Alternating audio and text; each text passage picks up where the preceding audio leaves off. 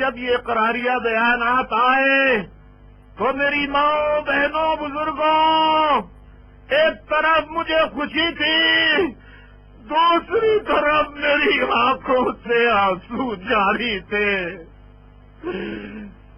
ایک ایک ساتھی کی شکل میری آنکھوں کے سامنے آ رہی تھی۔ میرے ساتھیوں کو کون واپس لائے گا؟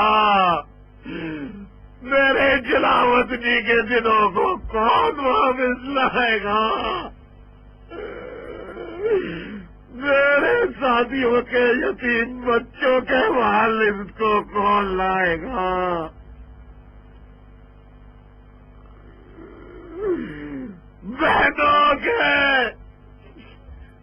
بہنوں کے جوان بھائی جو سہارا تھے، ان بے سہارا بہنوں کے بھائیوں کو واپس کون لائے گا؟